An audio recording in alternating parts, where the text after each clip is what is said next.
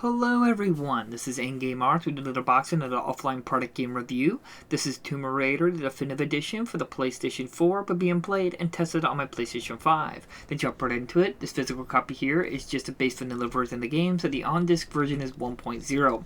Now sadly there was an update available. This update size was 30 megabytes big and will take you to version 1.01 since the time of this video. Now like always, I play all my games completely offline with an unregistered account, and I didn't experience any massive game-breaking bugs or issues. The game ran perfectly the beginning to end with little to no problems or issues that were noticeable.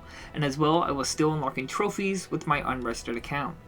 Now this is the Tomb Raider Definitive Edition. This does include the DLC expansions on disc, which from my memory is just mostly cosmetical outfits which are on the disc, and as well as the Definitive Edition is a bit more enhanced and graphically. And I think I recall they changed the face of Lara Croft from the original game, from that released on Xbox 360 or PlayStation 3. It's been a long time since I played the original first release of the game, so my memory is very vague, but this, the Definitive Edition, is the most updated complete version, so it has all the updates that was released on the PS3 and 360 on the disc, as well as all the DLC outfits and stuff like that on the disc. It just has a 30 megabyte update. Now this update does seem pretty crucial because it does say about fixing a corrupt save data problem, but for the most part, as I said, I didn't have any massive problems or issues, and the game seemed to run at perfectly smooth 60 frames per second, or at least from my noticeable memory. Sometimes I can be very difficult for me to know what's 30 and 60 when I've gotten used to 30. It's very weird, hard to say, but I think the game is running at a steady 60 frames per second, so bear with that with me. But I do want to go into a few noticeable issues. First one, I do want to point out, if you're not used to it, the game's camera shakes quite a bit.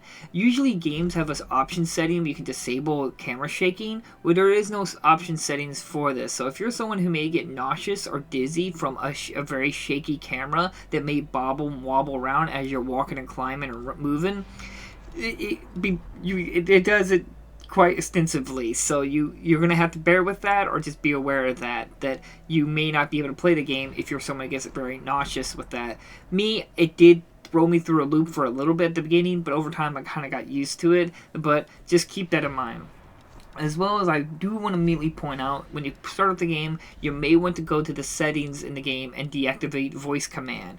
Why this is important is that, and when the game first originally released, if you recall, it was on PlayStation 4, on PlayStation 4, and PlayStation 4 used to have an earbud that used to launch. Well, that earbud allowed you to do commands like switch to your bow, or pause the game, or switch to your handgun. You could just say these lines and it would do it.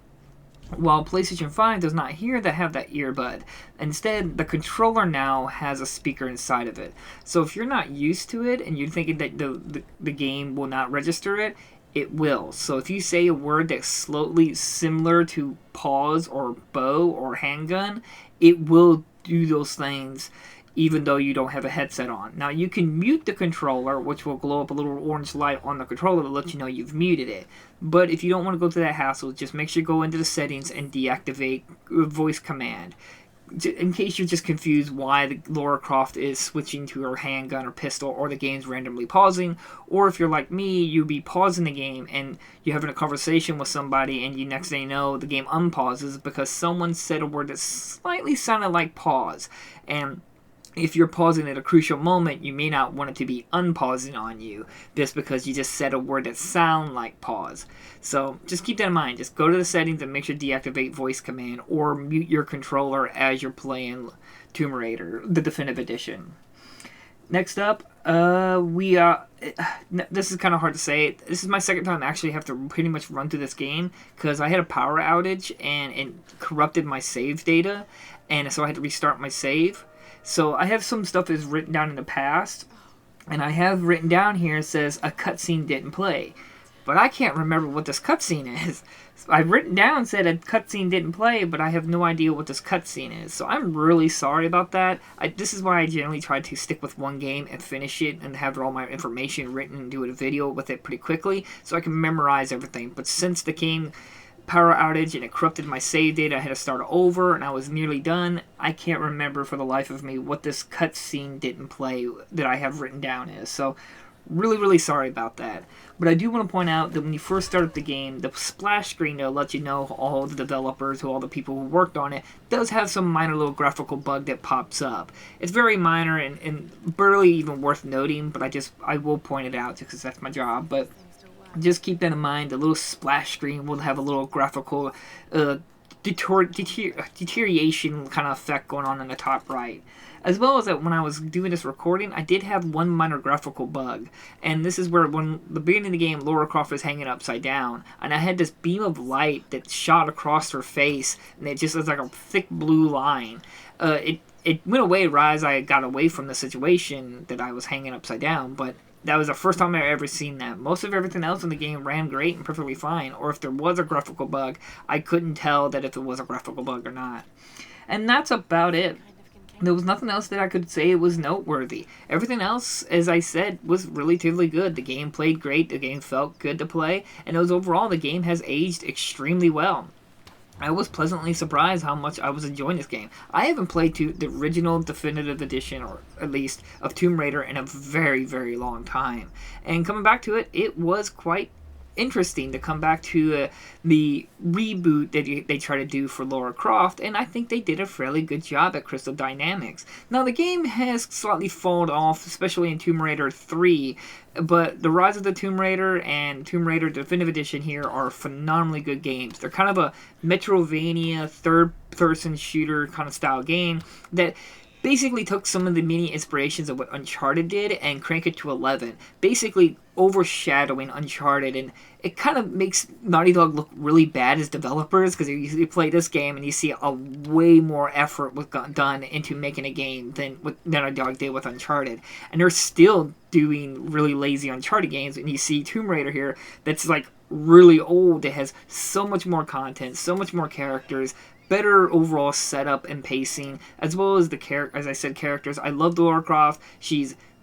The new face they gave her, while I remember being very picky that she seemed less unattractive, with the recent female characters nowadays that they try to pass off in AAA, I think we're being a little too harsh on the new face for Lara Croft. So now she's way more attractive than what a lot of the new female faces in gaming right now. As well as that, all the other characters were really good as well. Now, there was a few times on Lara Croft's new face, it looked a little odd during a cutscene, or emotionless, or very stiff. So I don't know if that's just because of the new face overlay. It's kind of not as, how do you say, emotion-given as the original face they may have worked on. But it's just a few scenes. Most of the time, it is done very well.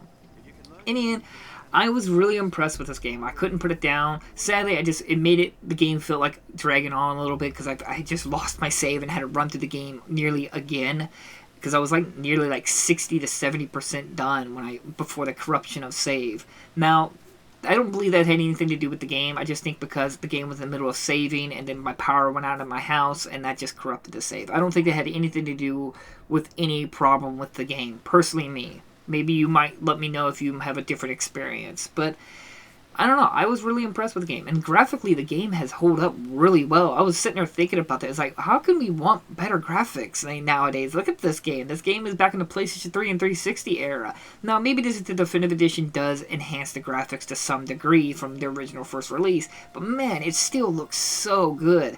And the action scenes, as well as the certain gameplay moments and the cinematic set pieces, are all very well done.